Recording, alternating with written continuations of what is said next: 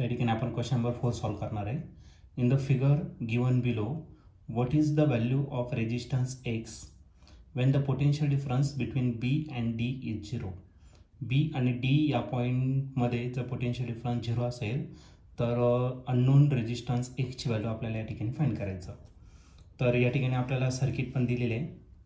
Okay, तर या सर्किटमध्ये आपल्याला या ठिकाणी पहिल्या ब्रांचमध्ये दोन रेजिस्टन्स दिलेले 15 आणि 6 ओहमचा, ते दोन्ही सिरीजमध्ये. या ठिकाणी दोन रेजिस्टन्स पॅरललमध्ये दिलेला आहे 8 ओहमचा आणि x ओहमचा. तर या एक्सची व्हॅल्यू किती असणार ते आपल्याला फाइंड करायचं. इथला 3 ओहमचा रेजिस्टन्स आहे, त्याच्या पुढच्या ब्रांचमध्ये 4 ओहमचे दोन रेजिस्टन्स पॅरललमध्ये कनेक्ट केलेले आहे आणि त्याला सिरीजमध्ये पुन्हा 4 ओहमचा रेजिस्टन्स. नेक्स्ट ब्रांच एडीमध्ये 6 ओहमचे दोन रेजिस्टन्स पॅरललमध्ये आणि त्याला सिरीजमध्ये 15 ओहमचा रेजिस्टन्स या ठिकाणी कनेक्ट केलेला आहे. तर या एक्स रेजिस्टन्सची व्हॅल्यू किती असणार ते आपल्याला या ठिकाणी फाइंड करायचं. त्याचे 4 ऑप्शन आहे. तर पहिले जे ऑप्शन आहे ते आहे A option 4 ohm, B option आहे 6 ओहम, सी ऑप्शन आहे 8 ओहम आणि लास्ट डी ऑप्शन आहे 9 ओहम. तर या 4 ऑप्शनपैकी या क्वेश्चनचा करेक्ट आन्सर काय असणार आहे, तर त्यासाठी आपण याला सॉल्व्ह करूया आणि मग डिसाईड करूया. तर या क्वेश्चनमध्ये आपल्याला एक फिगर दिलेली आहे आणि आपल्याला रेजिस्टन्स एक्सची व्हॅल्यू फाइंड करायचं आहे जेव्हा पोटेन्शियल बी आणि डी पॉईंटमध्ये किती असणार 0. तर सर्वात पहिले ती सर्किट जी दिलेली आहे ती सर्वात पहिले आपण ड्रॉ करून घेऊ. तर या ठिकाणी आपल्याला एक सोर्स ऑफ EMF दिलेला आहे. आताचा पॉझिटिव्ह टर्मिनल, आज आला तुमचा निगेटिव्ह टर्मिनल. या सोर्स ऑफ EMFची जी व्हॅल्यू आहे ती किती दिली आहे तर ई इतकी त्याची व्हॅल्यू दिलेली आहे. इतकी त्याची व्हॅल्यू दिलेली आहे. त्यानंतर या ठिकाणी एक कंडक्टर दिलेला आहे. हा ए जंक्शन दिलेला आहे. या ए जंक्शन पासून दोन ब्रांचेस दिलेले आहे. वरती एक रेजिस्टन्स आहे तर तो आहे 15 ओहम इतका. त्याच्या सिरीजमध्ये आणखीन एक रेजिस्टन्स कनेक्ट केलेला आहे आणि तो जो रेजिस्टन्स आहे तर तो आहे 6 ओहम इतका. ओके, तर या ठिकाणी एक जंक्शन दिलेलं आहे, त्या जंक्शनचं नाव बी दिलेलं आहे. त्याच्या बिलो परत आणखीन एक ब्रांच दिलेलं आहे. या ठिकाणी दोन रेजिस्टन्स कनेक्ट करायचे आणि ते दोन्ही रेजिस्टन्स कसे कनेक्ट करणार तर आपण पॅरललमध्ये या ठिकाणी कनेक्ट करणार. हा जो वरचा रेजिस्टन्स दिलेला आहे तो एक्स दिलेला आहे आणि त्याला पॅरलली जो रेजिस्टन्स कनेक्ट केलेला आहे तर त्याची व्हॅल्यू दिलेली आहे तुम्हाला 8 ओहम इतकी दिलेली आहे. ओके, त्यानंतर हा परत एका रेजिस्टन्सला कनेक्ट करायचा आहे आणि त्या रेजिस्टन्सची जी व्हॅल्यू आहे तर ती दिलेली आहे तुम्हाला 3 ओहम इतकी दिलेली आहे. ओके, आणि त्यानंतर परत खाली एक ब्रांच दिलेली आहे, त्याला एक स्ट्रेट रेजिस्टर या ठिकाणी कनेक्ट करायचा आहे. ओके, ज्याची व्हॅल्यू तुम्हाला 15 ओहम इतकी दिलेली आहे. त्याच्या बिलो आणखीन दोन रेजिस्टन्स आहे तर हे दोन्ही रेजिस्टन्स कसे कनेक्ट केलेले आहे पॅरललमध्ये या ठिकाणी कनेक्ट केलेले आहे. तर पहिल्याची 6 ओहम इतकं व्हॅल्यू दिलेले आहे आणि दुसऱ्या रेजिस्टरची जी व्हॅल्यू आहे ती देखील 6 ओहम इतकीच दिलेली आहे. ओके, दोन्ही सेम आहे. त्यानंतर नेक्स्ट जी ब्रांच आहे तर त्याच्यामध्ये एक रेजिस्टर आहे ज्याची व्हॅल्यू तुम्हाला दिलेली आहे 4 ओहम इतकी दिलेली आहे आणि त्याच्यानंतर आणखीन दोन रेजिस्टन्स दिलेले आहे आणि ते दोन्ही रेजिस्टन्स कसे पॅरललमध्ये या ठिकाणी कनेक्ट केलेले आहे आणि हा या जंक्शनला कनेक्ट केलेला आहे. या जंक्शनचं नाव सी दिलेलं आहे, इथल्याचं नाव डी दिलेलं आहे आणि हा ए जंक्शन. ओके, आणि हा जो निगेटिव्ह टर्मिनल आहे तर तो सीला या ठिकाणी काय केलं आहे तर कनेक्ट केलेलं आहे. अशा प्रकारची सर्किट डायग्राम तुम्हाला या ठिकाणी दिलेले आहे. आता बी आणि डी पॉईंटचं जर पोटेन्शियल सेम असेल याचा अर्थ ही सर्किट काय बॅलन्स आहे. ओके, आणि सर्किट जर बॅलन्स असेल तर या दोन रेजिस्टन्सचा रेशो या आर्म्समधला ए बी आणि बी सी मधला आणि दुसरं ए डी आणि डी सी मधल्या रेजिस्टन्सचा जो रेशो आहे तो कसा राहणार तर इक्वल राहणार आहे. ओके, आता आपल्याकडे दोन गोष्टी, एक म्हणजे काय, जर समजा दोन रेजिस्टन्स सिरीजमध्ये असतील ओके तर सिरीजमध्ये आपण काय करतो त्या दोन्ही रेजिस्टन्सची काय करणार तर ॲडिशन करणार, ही एक कन्सेप्ट. ओके, आणि जर दोन्ही व्हॅल्यू सेम असेल तर डबल होणार आणि ते जर रेजिस्टन्स आपण पॅरलली कनेक्ट केले तर पॅरललमध्ये काय केलं जातं या दोन्ही रेजिस्टन्सचं मल्टिप्लिकेशन आणि डिवायडेड बाय काय करणार तर त्या दोन्ही रेजिस्टन्सची काय तर ॲडिशन. तर या पद्धतीने आपण या ठिकाणी कन्सिडर करणार.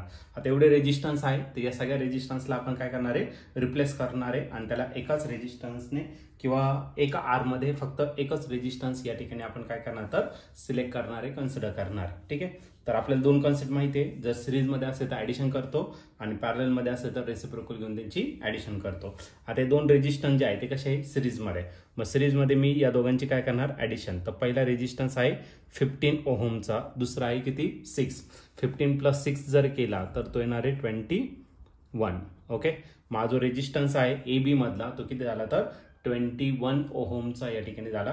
मग एक काम करतो, याची सर्किट डायग्राम या ठिकाणी आपण काय करणार तर ड्रॉ करणार. ठीक आहे, मग आता ई वरचा पार्ट तर मी काढून टाकतो, फक्त मी तो जो विस्टोन्स नेटवर्क मधले आर्म्स आहे तर ते या ठिकाणी आपण रिप्रेझेंट करू. मग या दोघांच्या मिळून एकच रेजिस्टन्स या ठिकाणी होणार आहे आणि त्याची व्हॅल्यू असणार आहे 21 ओहम. हा जंक्शन झाला तुमचा ए आणि या ठिकाणी झाला जंक्शन बी. आता या ठिकाणी दोन रेजिस्टन्स कसे पॅरलल आणि पॅरलल मध्ये काय करतो, या दोघांचं मल्टिप्लिकेशन 6 × 6 डिवायडेड बाय त्या दोघांची ॲडिशन 6 + 6. 6 6 जागी झाला 36 आणि 6 + 6 12. आता 12च्या फाड्यामध्ये 36 आहे, 12 3 जागी झाला 36.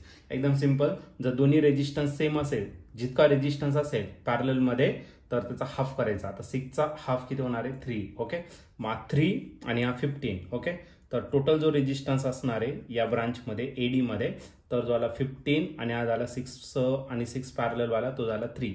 15 + 3 जर केला तर तो किती येणार आहे 18.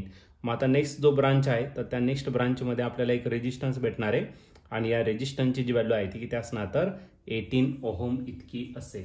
ओके, आता या ब्रांचसाठी आपण विचार करू आणि या पॉईंटचं जे नाव आहे ते काय तर डी. हा 4 आहे. या रेजिस्टन्सची व्हॅल्यू तुम्हाला 4 ओहम इतकीच दिलेली आहे. आपण किती 4 ओहम.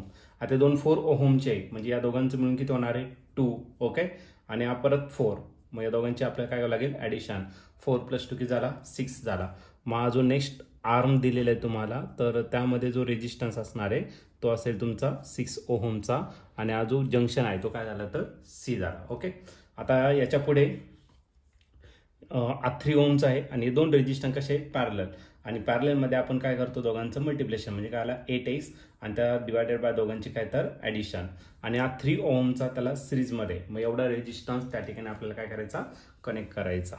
ओके, मग या ठिकाणी एकच रेजिस्टन्स आपण कन्सिडर करणार आणि त्या एका रेजिस्टन्सची जी व्हॅल्यू आहे तर ती असेल तुमचं 8x divided by 8 + x plus काय झाला 3.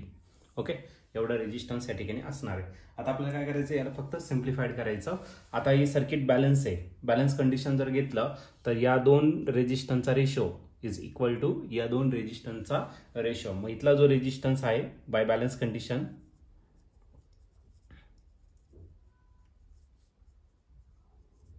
बघ बॅलन्स कंडिशन जर घेतला तर इथला रेजिस्टन्स आहे तुमचा 21 ओहमचा आणि त्याच्या बिलो आहे तुमचा 8x डिवायडेड बाय 8 + x आणि त्याच्यात ऍड केला आपण किती 3 ओहमचा रेजिस्टन्स इज इक्वल टू. आता या दोन रेजिस्टन्सचा रेशो घ्यायचा आपल्याला. इकडे 18 ओहमचा आहे आणि या बाजूला किती येतं 6. ओके, तर 6च्या टेबलमध्ये 18 आहे. 6 1 = 1, 6 3 जागी झाला 18. ओके, आणि पुन्हा 3 1 = 1, 3 7 जागी झाला 21.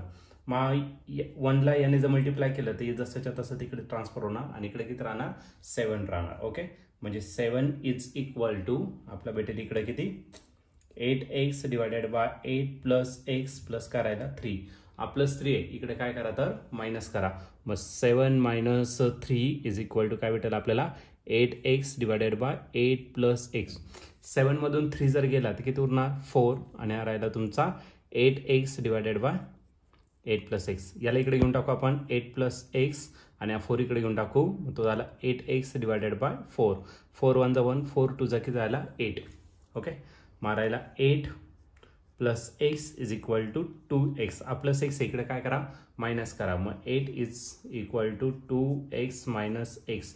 2x - x किती होणार x होणार आणि हा किती राहिला फक्त 8 ओहमचा. मग हा जो अननोन रेजिस्टन्स आहे x तो किती असणार तर 8 ओहमचा. मग या ठिकाणी तुम्ही ऑप्शन जर बघितलं तर ऑप्शन नंबर सी जो आहे तो आपल्या या ठिकाणी करेक्टली मॅच झालेला आहे. मग या क्वेश्चनचं जे आन्सर असणार आहे ऑप्शन सी म्हणजे तो अननोन रेजिस्टन्स जो असेल तो किती असणार तर 8 ओहमचा या ठिकाणी असेल.